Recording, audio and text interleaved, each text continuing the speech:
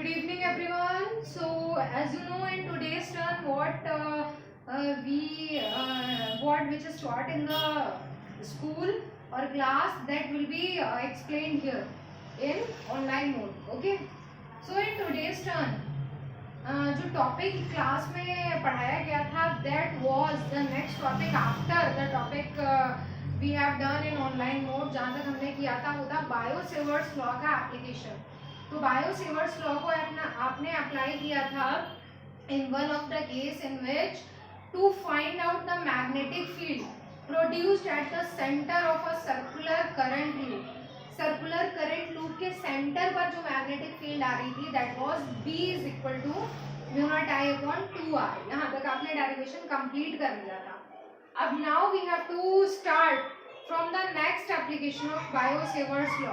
तो जो Biot Savart's law का नेक्स्ट एप्लीकेशन है उसमें हमें क्या करना है, apply Biot Savart's law to find the magnetic field produced at an axial point of a circular current carrying loop.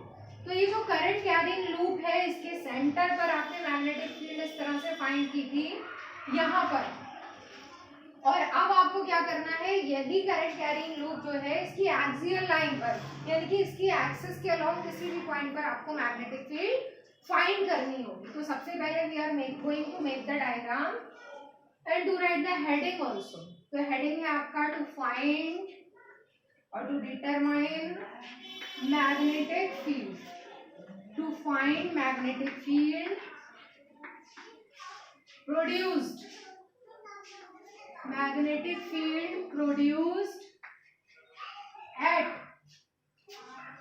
an axial point of a current loop. So how to make the diagram? First of all, how to make the diagram? तो अगर हम current loop को बिल्कुल वैसा ही बनाते हैं जैसा हमने सेंटर पर मैग्नेटिक फील्ड फाइंड करने के लिए बनाया था, तो एक्सिस क्या कहलाती है. अगर आपके सामने ये करंट लूप है तो इसकी एक्सिस ये होगी. इसकी एक्सिस के अलोंग आप इधर फाइंड कर सकते हैं किसी पॉइंट पर सेंटर से एक स्ट्रेट लाइन हम जो ड्रॉ करेंगे that will be called as its axis. वो उसकी एक्सिस होगी. वो जो सेंटर से क्रॉस करके दोनों साइड जा रही है इस पॉइंट पर भी फाइंड कर सकते हैं, इधर भी फाइंड कर सकते हैं. लेकिन ये जो डायरेक्शन होगी ये होगी आउटवर्ड्स है, इनवर्ड्स, तो that is not possible to make here. तो डायग्राम हम ऐसे करके बनाए कि हमें एक्सियल लाइन जो है वो बोर्ड पर इजीली हम शो कर सके. उसके लिए हमने लूप ऐसे रखा अगर तो एक्सियल लाइन ऐसे बनी जो 3D शेप्ड है, तो उसके हमने लूप को ऐसे रखा. अगर हम ऐसे रखेंगे तो एक्सियल लाइन आपकी बोर्ड पर ड्रॉ हो सकती है क्योंकि वो लेंथ वाइज है. तो सबसे पहली चीज तो ये है कि आप हमें लूप को कैसे ट्रेस करना है. Loop will be like this. Loop को थोड़ा सा आपको इस शेप में बनाना है जैसा कि आपको लगेगा कि ये इलिप्टिकल है. हमेशा जितने भी लूप्स जो है वो ऐसे होते हैं वो इसी तरीके से बनाए जाते हैं. अब इसमें लूप को बताएं कैसे रखा है. करंट जो है वो इसमें एंटी क्लॉकवाइज है, इस तरीके से जा रही है. लेकिन आपके सामने लूप अगर ऐसे होता है, ऐसे एंटी क्लॉकवाइज करंट होती, लेकिन आपने क्या किया कि इस वाली फेस को आपने ऐसे कर दिया. इसका मतलब आपको बाहर से ये फेस दिख रही है लूप की, ये जो है पीछे हिडन है, ये आपको दिखाई नहीं दे रही. तो एक बार फिर से ध्यान से देखिए, ऐसे करंट आ रहा था, टॉप पर पहुंचेंगे तो करंट की डायरेक्शन लेफ्ट साइड होगी, बॉटम पर आएंगे तो राइट साइड होगी. लेकिन अगर हम इस लूप को ऐसे घुमा लेते हैं तो टॉप पर पहुंचेंगे तो डायरेक्शन आउटवर्ड्स, बॉटम पर पहुंचेंगे तो इनवर्ड्स. ओके, तो टॉप पर डायरेक्शन कैसी है करंट की, आउटवर्ड्स. ओके, तो आउटवर्ड्स डायरेक्शन को यहाँ पर शो तो नहीं किया जा सकता, हम उसको इस तरीके से दिखाते हैं. यहाँ पर करंट की डायरेक्शन आउटवर्ड्स है, यहाँ पर करंट की डायरेक्शन इनवर्ड्स है. अब आपको पता है कि जहाँ भी हम बायो सेवर्ट्स लॉ अप्लाई करते हैं we have to choose one current element. तो हमने यहाँ पर एक करंट एलिमेंट कंसीडर किया है. एक करंट एलिमेंट हमने टॉप पर लिया और एक करंट एलिमेंट लेते हैं हम bottom. Okay,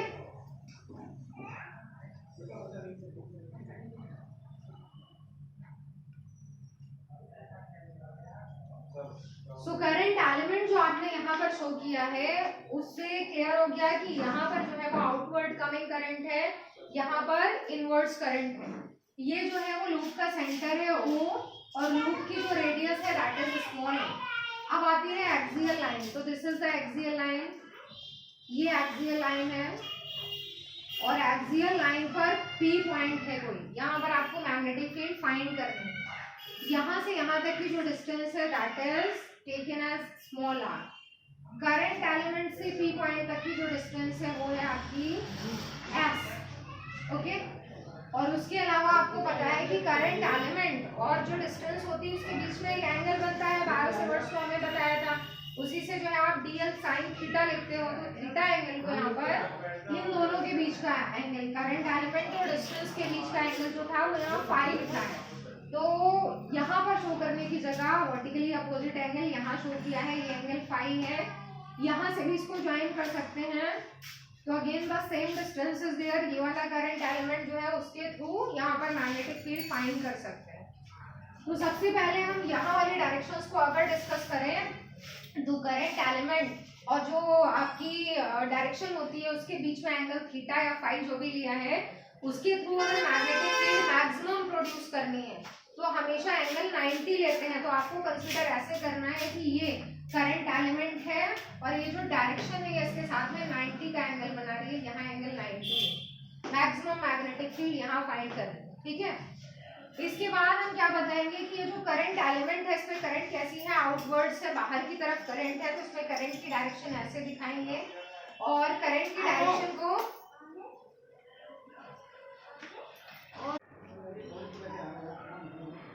so now we have to apply here right hand thumb rule to find out the direction at point P due to this current element. So here the current in the current element is outwards, and when we apply the right hand thumb rule then it will be like this. तो जब हम P point पर आते हैं तो जो magnetic field की direction होती है वो आप देख रहे हैं राइट वाली साइड में ऊपर की तरफ है, लेफ्ट वाली साइड में नीचे की तरफ है। तो यहाँ पर करंट जो मैग्नेटिक फील्ड की डायरेक्शन है that will be like this. Magnetic field की डायरेक्शन ये होगी। इसी तरह से अगर आप इस वाले करंट एलिमेंट से शो करते हैं तो मैग्नेटिक फील्ड की डायरेक्शन जो है वो इस तरीके से मिलेगी। अब ये जो दोनों मैग्नेटिक फील्ड है ये इंक्लाइंड है और इंक्लाइंड होने की वजह से इनके दो कंपोनेंट्स बन जाते हैं, एक ये और एक ये। यहाँ पर एंगल 5 है तो here the angle will be 5 क्योंकि ये जो है 90 डिग्री के एंगल्स है। यहाँ 5 90 minus 5 and this is again 5। तो ये वाला जो एलिमेंट, ये वाला जो कंपोनेंट होगा this will be dB cos phi और ये वाला कंपोनेंट है dB sin phi। In the same way यहाँ पर dB जो है उसके टू कंपोनेंट्स बनते हैं, यहाँ पर भी आपका सेम एंगल फाई रहता है, ये dB cos phi and this is dB sin phi। तो यहाँ आप 2 एरोस लगाएंगे क्योंकि यहाँ डबल कंपोनेंट्स आ रहे हैं सेम डायरेक्शन में। ये जो आपके dB cos phi वाले कंपोनेंट्स हैं वो अपोजिट है, कैंसिल आउट हो जाएंगे। dB sin phi जो है वो इक्वल होता है रिजल्टेंट मैग्नेटिक फील्ड के, जो मैग्नेटिक फील्ड को कंट्रीब्यूट कर रहा है that is this one component. तो टोटल मैग्नेटिक फील्ड की अगर आप बात करें तो that will be the integration of dB sin phi। तो सबसे पहले तो आप डायग्राम को एक्सप्लेन कर देंगे, ये सारी चीजें आपको बताना है, फिर स्टार्ट करना है डेरिवेशन। तो डेरिवेशन को स्टार्ट करने में सबसे पहले जैसा कि आपको पता है कि बायो-सेवर्ट्स लॉ जब हम अप्लाई करते हैं तो हम स्टार्ट करते हैं करंट एलिमेंट से। यहाँ पर पहला वाला करंट एलिमेंट हमें लेना है। उससे भी पहले जब आप डायग्राम एक्सप्लेन करेंगे तो मेन चीज ये बता दीजिएगा कि let a current carrying loop of radius r and carrying current I। और उसके बाद ये जरूर बताना है कि जो प्लेन ऑफ द लूप है that is perpendicular to the plane of the waver, क्योंकि मैंने आपको बताया लूप ऐसे था उसको ऐसे करके रखा गया, ठीक है। उसके बाद आपको बताना है कि we have to determine its magnetic field at point P which is at a distance r from centre O and on the axial line of the current. उसके बाद we have chosen one current element at the top and from this current element the distance of point P is small s. So the magnetic field due to this current element at point P will be, तो magnetic field का आपको formula पता है क्या होता है, mu not upon 4 pi I dl sine theta upon r square होता है, लेकिन यहाँ करंट एलिमेंट से P तक की डिस्टेंस s है तो it will be s square, okay. उसके बाद आपको क्या करना है, क्योंकि एंगल मैंने ऑलरेडी आपको बता दिया इन दोनों के बीच का एंगल 90 डिग्री है। So since the angle is 90 so dB is equal to mu not upon 4 pi ideal upon S square, ये आपकी इक्वेशन 1 हो जाती है मैग्नेट डीबी की वैल्यू, क्योंकि यहाँ आपको डीबी चाहिए और साइन फाइव, तो पहले हमने डीबी फाइंड कर लिया, अब हमें फाइंड करना है साइन फाइव। तो साइन फाइव के लिए हम ये जो राइट एंगल ट्राइंगल है दिस वन ओ पी और ये डीएल है ओपीडीएल, इसमें हम अप्लाई करते हैं साइन फाइव वाला फॉर्मूला। तो परपेंडिकुलर अपॉन हाइपोटेनियस, परपेंडिकुलर है स्मॉल ए, हाइपोटेनियस है एस, तो ये साइन फाइव की वैल्यू ये डीपी की वैल्यू दोनों को यहाँ पुट कर देना है। उससे पहले आपको ये एक्सप्लेन करना पड़ेगा कि डीपी साइन फाइव कैसे आया। तो आप ये बताएंगे कि due to these two current elements the magnetic fields at point P will be inclined and these inclined magnetic fields has the components in which the two components dB cos phi are opposite to each other and cancel out, and the components dB sin phi contribute to the resultant magnetic field. So the resultant magnetic field is B is equal to integration of dB sin phi.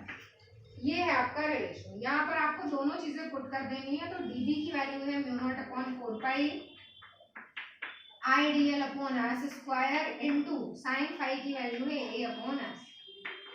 Constants को outside ले लेंगे तो mu not upon 4 pi I A upon S cube, और integration किसका होना है length का DL.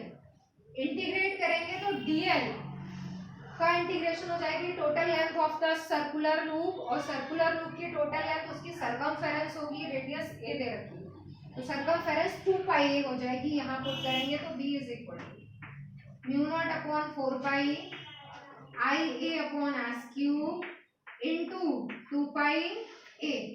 इसको सिंप्लीफाई करते हैं, pi cancelled out, mu naught i a square upon ये 2 से कैंसिल हो जाएगा 2 एस क्यूब।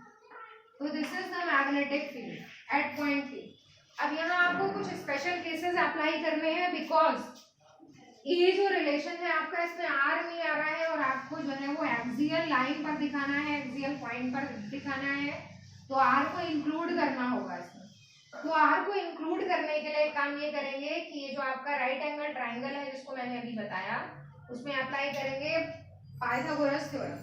तो s is equal to under root r square plus a square, putting here, so b is equal to mu naught I a square upon 2 under root r square plus a square। तो यहाँ r जो है वो include हो जाता है, ये आपका रिलेशन है। ये आपकी इक्वेशन थी, अगर आपने सिर्फ पहले 1 बनाई थी तो this is equation number 2, this one is 3। अब यहाँ पहला स्पेशल केस ये है। दूसरा स्पेशल केस आपका आता है कि व्हेन ये जो आपका पॉइंट P है अगर ये सेंटर पे आ जाता है तो आपकी जो डिस्टेंस r है that will be equal to 0। तो r को अगर हम यहाँ 0 पुट कर देते हैं तो मैग्नेटिक फील्ड कितनी होगी, mu naught i a square upon 2, और ये हो जाता है आपका under root r square plus a square. एक चीज यहाँ मिसिंग हो गई, ये क्यूब था, मैंने रूट लगाया, क्यूब रूट नहीं किया, ये 3/2 है। तो जब r 0 हो जाता है तो बचता है सिर्फ ए स्क्वायर, ये 2 पावर्स कैंसिल हो जाएंगी तो अपॉन में आ जाएगा 2a क्यूब। सिंप्लीफाई करेंगे तो म्यू नॉट आई अपॉन 2a, और ये जो एक पावर है वो यहाँ स्क्वायर से कैंसिल हो जाती है, तो यहाँ बचेगा सिंगल a, और ये आ रहा है 2। तो ये मैग्नेटिक फील्ड कहाँ पर होगी, सेंटर पे। इससे पहले आपने रिलेशन ड्राइव किया था तो म्यू नॉट आई अपॉन 2r आ रहा था सेंटर पे मैग्नेटिक फील्ड, तो वहाँ r रेडियस थी, यहाँ a रेडियस है, सेम केस प्रूव हो रहा है। थर्ड पॉइंट आ जाता है कि अगर आपका जो है P पॉइंट शिफ्ट हो जाता है सरफेस पर लूप की, तो r is equal to put करेंगे a। इस वाले केस में हम यहाँ अप्लाई करेंगे, इस वाले रिलेशन में r is equal to a। तब देखिए क्या होता है, तो b is equal to mu naught i a square upon 2, और ये आपका a square plus a square क्या हो जाएगा 2a स्क्वायर, पावर कितनी होगी 3/2। सिंप्लीफाई करेंगे तो mu naught i a square upon, अब देखिए ये 2 की पावर यहाँ से हो जाएगी 3/2, एक पावर बाहर है 1, तो 3/2 प्लस 1 2 की पावर हो जाती है 5/2।